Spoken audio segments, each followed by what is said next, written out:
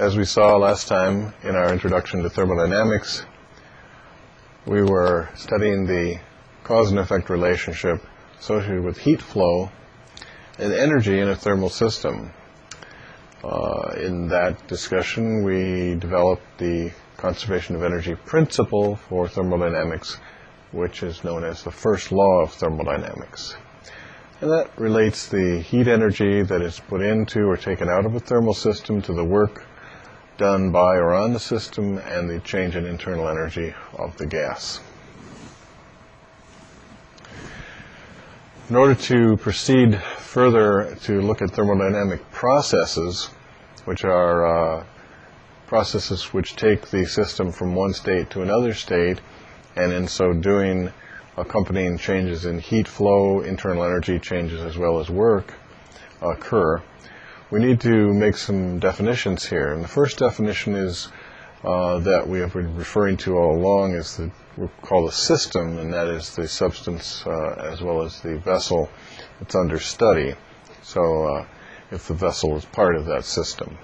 A heat reservoir is a source or a sink of heat energy, such that it is a large source of energy or sink of energy so that it is not affected by any heat flow that would transfer from our system to that sink, or would not be affected by any loss of heat energy that would flow from the reservoir to our system. If that's a little confusing, and think of it this way, if imagine a large body of lake, a lake, in the summertime, and you toss an ice cube in it. There will be no measurable effect of that ice cube on that lake water, the content of heat energy there. And so think of a reservoir as a large source of heat energy that is unaffected by anything that we would do to it with our system. The state of the system is described by the variables, pressure, volume, temperature, and number of moles as we are looking at the system. And we move between states as a result of work or heat energy or changes in internal energy occurring. Now, we refer to a process as a pathway which takes you from one state to another state. And as you know from looking at the ideal gas law, as we move from gas from one set of pressure, volume, and temperature to another set of pressure, volume, and temperature, there are ways we can do that where we fix the pressure or we fix the temperature or the volume. And so we want to look at those individual processes and examine the various quantities such as work and heat flow and internal energy changes that would be associated with those types of processes. We have irreversible and reversible processes, and we will be sticking strictly with the concept of reversible process, and that is such that we can move forward or backward. And we will maintain this by doing our changes in our pressure, volume, and temperature in small increments so that we can always maintain the concept of reversible processes. Anything we calculate using the concept of reversible processes will represent the best we can do. All irreversible processes will have lower efficiency and do less work for us.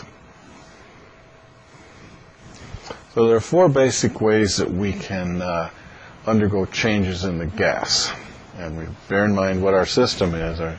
It's that cylinder which is capped with a piston, and inside is our gas that we are doing work on, or it's doing work on the piston, and heat is flowing in or out of the gas, and its internal energy is going up or down or staying the same. So four ways that we're going to affect this system. One, a transformation in the pressure volume occurring at constant temperature. Well, you remember that that's Boyle's law. P1 V1 equals P2 V2. And so under these special conditions of constant temperature, which is called isothermal, this will have consequences on which one of the terms in our first law of thermodynamics. Which term will be affected by no change in temperature? That's right, the internal energy, which is proportional to the temperature, will be unaffected by by no change in temperature. The second one listed here, adiabatic, is a word which refers to no heat flow in or out of the system. So we recall what happened in a previous discussion when we did not allow heat to flow in or out, but we did work on the system. The temperature increased because there was nowhere for that energy to go except into the increased motion of the gas molecules. So adiabatic is when there's no heat flow in or out. That means Q equals 0. Isometric or isovolumetric is another way to express that. Means same volume, or in other words, no volume change. In a previous discussion, we had indicated the situation where you would fix the piston in place and not allow the volume to change, and therefore no work could be done because there's no change in volume. So isometric or isovolumetric refers to zero work. And isobaric refers to a constant pressure process. And so in such a case, the constant pressure process, you saw where we did a problem involving constant pressure, and heat had to flow out of the system in order for the temperature not to rise while work was being done on it. Anyway, you can see each of these represented in the graph, a constant pressure process being a horizontal line, constant volume process being a vertical line, isothermal being a more gently downward curving line than the adiabatic, which is a little more steeply curving.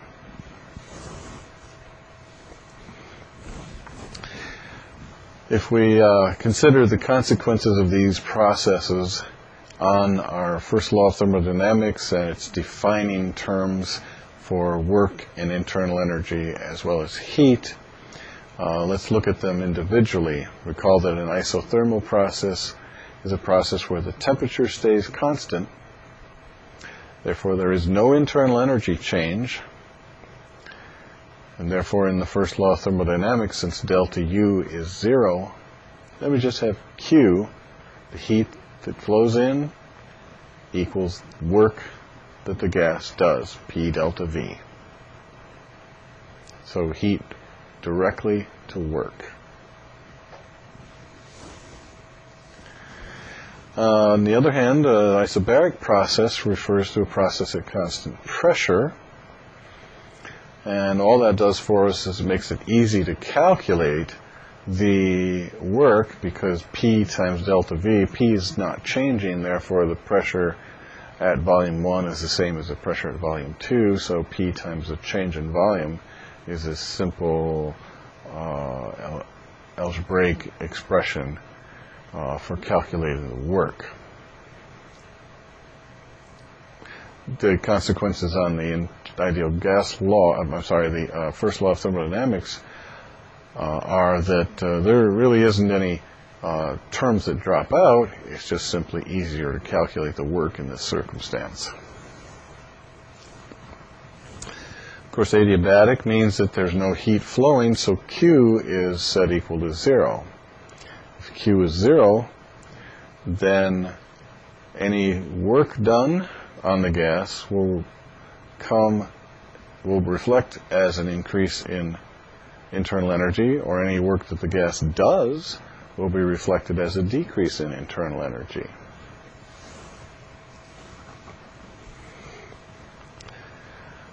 An example of a process here, we see a quantity of ideal gas at 22.4 liters at standard temperature and pressure takes in 315 calories of heat and expands at a constant pressure to a new volume of 32.4 liters. And the question is, what is the change in internal energy of this gas? Well, what do we know? Again, we should list what we know. We know the pressure is our standard pressure. The volume, divide the 22.4 liters by 1,000 to get cubic meters. Temperature, standard temperature of 0 degrees Celsius or 273 Kelvin. And we're told we expand to a volume of 32.4 liters, so convert that to cubic meters.